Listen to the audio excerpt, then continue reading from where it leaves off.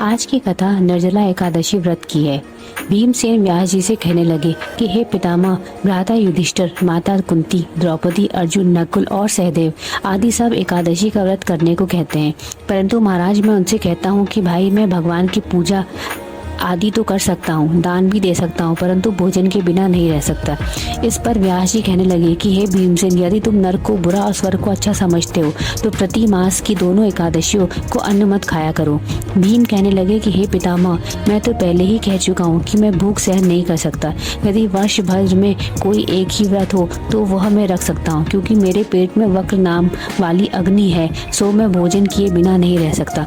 भोजन करने से वह शांत रहती है, इसलिए पूरा उपवास तो क्या, एक समय भी बिना भोजन किए रहना कठिन है।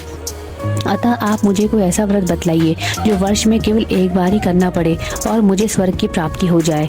श्री व्यास जी कहने लगे कि हे पुत्र, बड़े बड़े ऋषियों ने बहुत शास्त्र आदि बनाए हैं जिनसे बिना धन के थोड़े परिश्रम से ही स्वर्ग की प्राप्ति हो सकती है। इसी प्रकार शास्त्रों में दोनों पक्षों की एकादशी का व्रत मुक्ति के लिए रखा जाता है।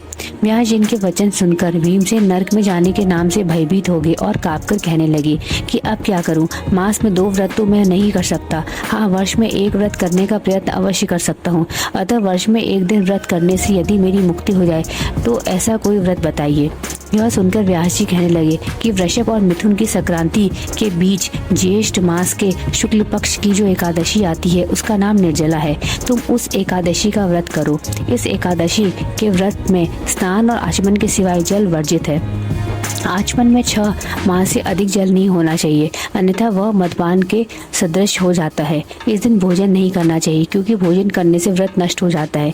यदि एकादशी को सूर्योदय से लेकर द्वादशी के सूर्योदय तक जल ग्रहण ना करे तो उसे सारी एकादशियों के व्रत का फल प्राप्त होता है। द्वादशी को सूर्योदय से पहले उठकर स्नान आदि करके ब्राह्मणों का दान देना चाहिए। इसके पश्चात भूखे और सत्पात्र ब्राह्मण को भोजन कराकर फिर आप भोजन कर लेना चाहिए।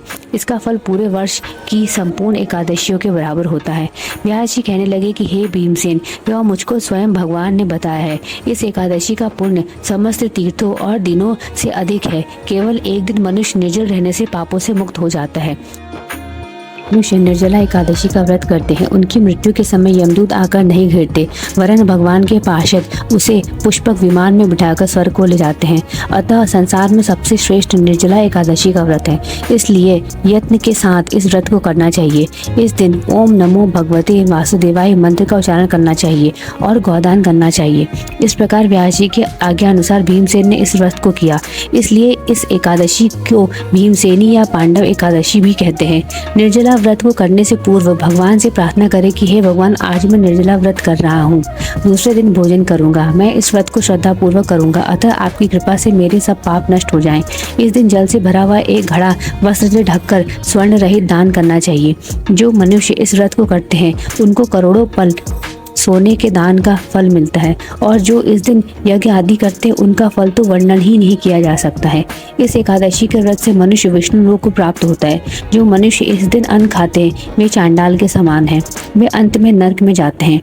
जिससे निर्जला एकादशी का व्रत किया है वह चाहे ब्रह्म हत्यारा हो, मदपान करता हो, चोरी की हो या गुरु के साथ द्वेष किया हो, मगर इस व्रत के प्रभाव से वह भी स्वर्ग को जाता है। हे कुंती पुत्र, जो पुरुष या स्त्री श्रद्धा पूर्वक इस व्रत को करते हैं उन्हें अग्रलिखित कर्म करने चाहिए। प्रथम भगवान का पूजन, फिर गौदान, ब्राह्मणों को मिष्ठान व दक्षिणा देनी चाहिए तथा जल से भरे कलश का दान अवश्य करना चाहिए। निर्जला के दिन अन्न, वस्त्र, उपहन, जूती आदि का दान भी करना चाहिए। जो मनुष्य भक्ति भाव पूर्वक इस व्रत को पढ़ते या सुनते हैं उन्हें निश्चय ही स्वर्ग की प्राप्ति होती है। और धार्मिक और व्रत की कहानियों के लिए चैनल को सब्सक्राइब करें। धन्यवाद।